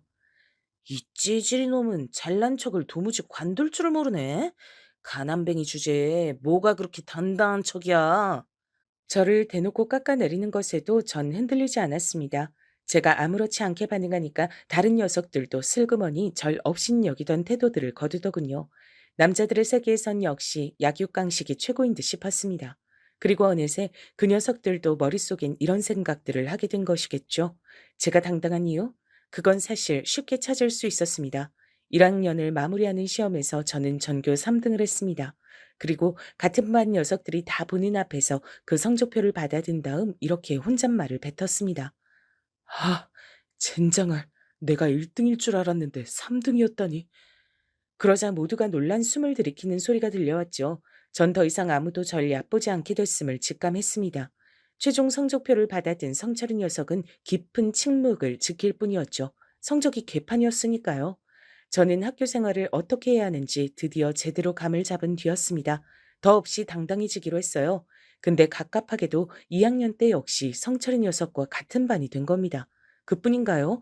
같은 반이 됐다고 하더라도 엮이지만 말았으면 좋겠다 그렇게 생각했건만 2학년 담임 선생님께선 굉장히 화통하신 분이었습니다. 이야, 우리 반에 동서남북이 다 있네. 동철이, 성철이, 남철이, 방철이, 철철철철. 너희들은 오늘부터 우리 반에 동서남북이다. 알았냐? 어디 보자. 동서남북 중에서 누가 제일 공부를 잘하나? 오, 역시 동쪽이 1번이라 그런지 동철이가 제일 잘하는구나. 동서남북의 동, 네가 임시반장 맡아라. 그리고 서, 네가 부반장. 남, 너는 서기, 북, 너는 우리 반의 미화 담당이다. 알았냐? 입이 쩍 벌어졌습니다. 갑자기 동서남북으로 제가 성철이 녀석과 한데 묶인 겁니다. 임시긴 하지만 반장과 부반장이었기 때문에 성철이 녀석과 같이 움직여야 할 때가 종종 있었죠. 중학교 때에 이어서 그때보다 훨씬 더 지독하게 지난 1학년 생활 내내 저를 괴롭혔던 녀석과 동행을 해야 한다니 너무 싫었습니다. 성철이도 내가 더 싫다는 기색을 숨기지 않았죠. 그러나 절 대놓고 괴롭히진 못했습니다. 2학년 담임 선생님께선 오지랖이 강하셨기 때문입니다. 저를 괴롭혔다가 잘못 걸리면 본인만 손해란 것을 성철이는 충분히 인지한 듯 싶었어요. 불행하게도 임시란 이름은 정규란 이름으로 넘어갔습니다. 다른 녀석들이 아무도 동서남북의 자리를 탐하지 않았기 때문입니다. 그렇게 저는 반장직을 계속 수행하게 됐죠. 부모님과 남동생은 제가 학교 생활을 너무 잘해서 반장을 하게 된 것으로 오해를 하고 있었답니다.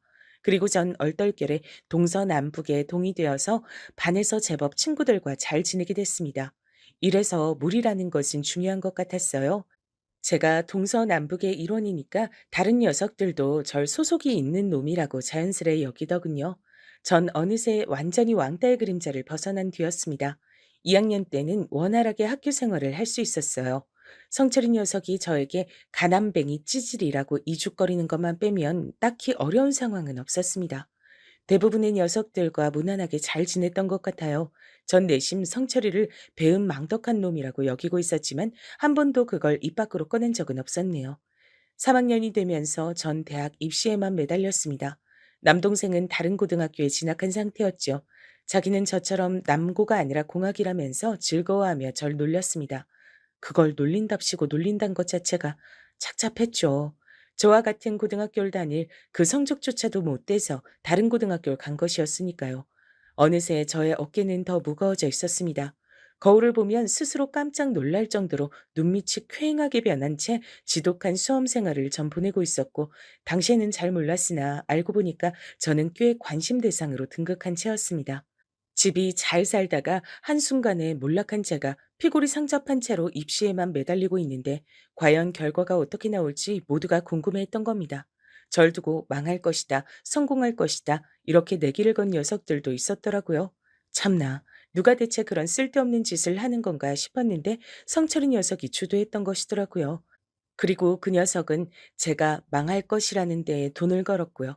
본인이나 잘할 것이지 어처구니가 없었네요. 그래서 제가 그 녀석이 돈을 잃도록 만들었냐고요? 당연하죠. 그해 유일하게 저만 서울대에 합격을 했습니다. 정작 서울대를 진작에 입에 올리면서 자신 있어 했던 다른 녀석들은 미끄러졌고요. 말도 안 돼. 네가 뭘 했다고 서울대야? 공부를 했으니까 서울대지. 넌 어디 붙었더라? 그래도 서울에 있는 4년제는 맞더라. 선방했네. 누구 놀리냐? 야, 너 두고 봐라.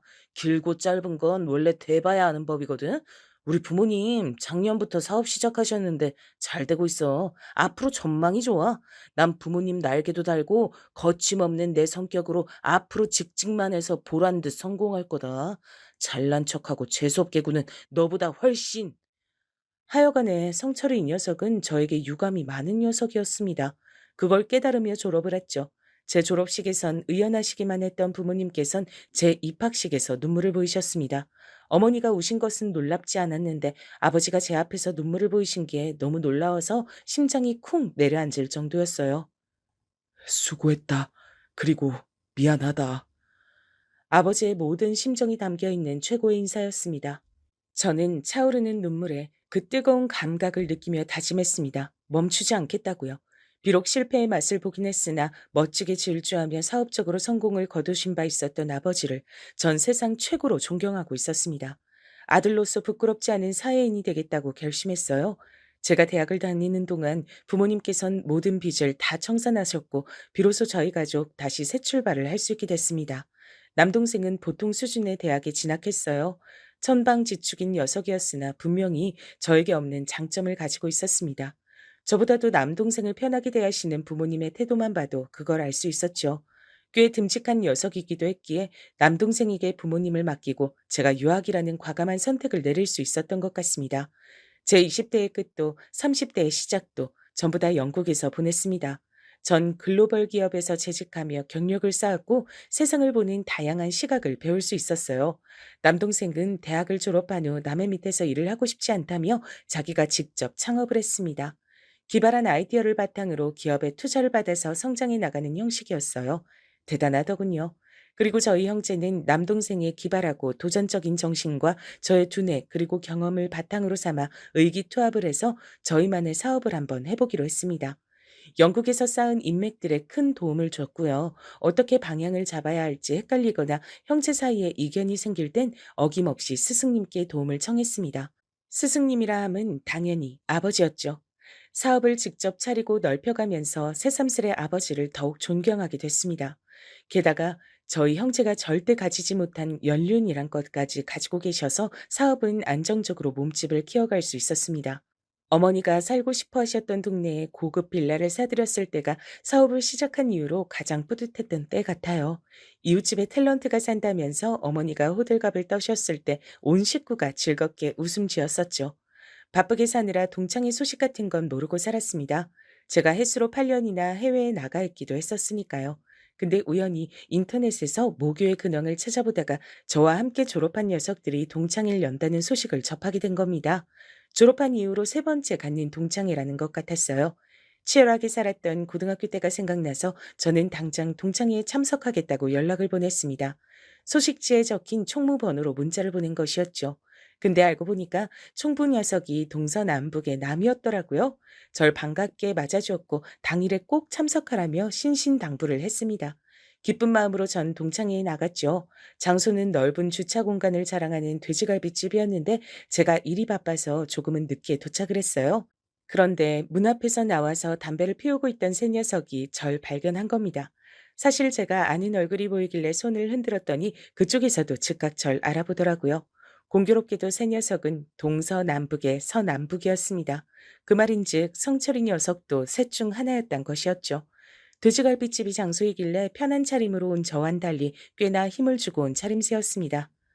야, 찌질이 오랜만이다. 이게 대체 얼마만이냐? 20년만 아니냐? 너 이 찌질이 새끼, 이제 보니까 축복받은 유전자였구나. 별로 안 사갔다. 어, 너도 있었냐? 그래, 반갑다. 이 망할 놈의 찌질이는 여전히 재수가 없네. 또 잘난 척하려고 표정 관리하는 것부터 봐라. 야, 근데 너 여전히 찌질하게 사는구나. 아무도 네 소식을 모르길래 그간 궁금했는데 찌질하게 사니까 근황을 안 전하고 혼자 숨어 살았구나. 타고 온 거 보냐? 설마 아반떼냐? 심지어 구형이세요? 임마, 이 형님처럼 이 정도 나이 먹었으면 외제차 정도는 타줘야지. 성철이 녀석이 배가 찢어지게 웃었고 옆에서 다른 두 녀석이 작작해라 달래며 억지로 안으로 끌고 들어갔어요. 저보고도 얼른 들어오라고 하더군요. 다들 저를 반길 거라 그랬어요. 전 알겠다고 대답한 뒤 바로 따라 들어가지 않고 어딘가에 전화를 걸었습니다. 김비서. 바쁠 텐데 미안하지만 부탁 하나 좀 합시다. 내가 주소 찍어 보내줄 테니까 당장 이곳으로 내 차 좀 끌고 와줄 수 있어요? 어느 차냐고요? 5대 모두 다요. 전화를 마친 뒤 식당 내부로 들어가자 분위기가 어째 성철인 녀석이 제 얘기를 떠든 다음인 듯 했습니다. 전 그저 피식 웃으며 자리에 앉았죠. 그래도 다들 저에게 반가운 눈치로 인사를 건네줬어요. 옛날로 돌아간 것 같아서 기분이 이상했네요. 다들 어떻게 살았는지 간단한 이야기도 들을 수 있었는데 성철이 녀석은 자기 부모님의 일이 제법 잘 풀려서 그간 고생 한 번 안 했으며 탄탄한 직장에 다니고 있는 데다 빨리 승진까지 했다며 저에게 자기 자랑을 실컷 늘어놓아서 절 웃음 짓게 만들었습니다. 왜 웃냐? 네가 가지지 못한 성공의 삶 내가 가져서 그게 신기해서 웃냐? 공부 말곤 재능이 없었던 이 찌질아. 아니, 그런 게 아니라 사업하면서 화려하게 살 줄 알았는데 직장인이라니. 그게 의외라서 웃었다. 나하고는 반대네. 난 대기업 들어가서 안정적으로 살고 싶었는데 어쩌다 보니 사업가로 지내고 있어. 사업가? 참나, 구멍가게 하나 열어도 사업가라고 칭하는 법이지. 이름만 그럴싸할 뿐이야. 그래서 무슨 사업을 하시는데? 모르긴 몰라도 딱 아반떼 정도의 사업 크기겠지. 아, 넌 사업 크기를 차로 가늠하나 보다. 그럼 지금 확인할래? 내가 소소한 취미가 있는데 특이한 차를 수집하는 거거든. 오랜만에 너희들 만났는데 그 정도는 구경시켜줘야 될 것 같아서 내 비서통에서 차를 가져왔어. 다들 궁금하면 보러 나가자. 특이한 차를 수집해? 비서가 있어? 지랄하네. 잘난 척하는 게 아주 인이 박혔구나. 그래, 그 잘난 아반떼 말고 뭐 있는데? 어디 한번 보자. 성철이 녀석이 크게 웃으며 앞장섰고 다들 호기심 어린 눈을 한 채 따라 나섰습니다. 그리고 그 녀석들이 마주한 건 차 한 대의 집 한 채 값이라고 할 수 있는 슈퍼카가 나란히 5대나 주차되어 있는 진풍경이었죠. 대표님, 말씀하신 대로 대표님 차 가지고 왔습니다. 제 수족이라 할 수 있는 김 비서가 차를 운전해서 온 전문 운전기사들을 대동한 채 저에게 깍듯한 인사를 올렸습니다. 저와 굉장히 막역한 사이인데 어떤 자리인지 다 눈치채고 일부러 과장되게 예의를 차리더군요. 그 센스에 감탄했습니다. 바로 그때 성철이 녀석이 다리에 힘이 풀려선 털썩 주저앉았어요. 마, 말도 안 돼. 이게 다 네 차라고? 어떻게 이럴 수가 있어? 너는 네 대가리로 이해가 안 되면 무조건 말도 안 된다고 하냐? 옛날부터 생각한 거지만 넌 참 뭐든 좁게 생각하는 녀석이야. 제가 혀를 끌끌 찾아 모든 녀석들이 저를 놀람과 존경이 가득한 눈으로 쳐다봤어요. 앞다투어 저의 지난 얘기를 자세히 듣고 싶어서 안달들을 냈죠. 성철이 녀석은 입술을 꽉 깨문 채로 제 소유의 슈퍼카드를 한 번 더 바라보다가 고개를 떨구었습니다. 그러더니 모두가 식당 안으로 들어가서 시끌벅적 이야기꽃을 피운 사이 슬쩍 먼저 가버렸어요. 아무도 눈치채지 못한 사이에 말입니다. 다들 뱁새가 황새를 따라갈 수 없었던 것이라며 저와 성철이 녀석을 평하였죠. 술맛이 쓰고도 달았습니다. 며칠 뒤 총무 남 녀석에게 연락을 받았는데요. 그날 그러고 나서 늦은 새벽에 성철이 녀석에게 전화가 와서 통화를 한 바 있다 그랬습니다. 나는 왜 안 되는 거야? 그 찌질한테 끝까지 안 되는 거냐고. 정말 찌질한 건 바로 나였다는 것만 같아서 진짜 미쳐버리겠다. 술에 잔뜩 취한 목소리로 목 놓아 울었다고 합니다. 어휴, 알만하다 싶었네요.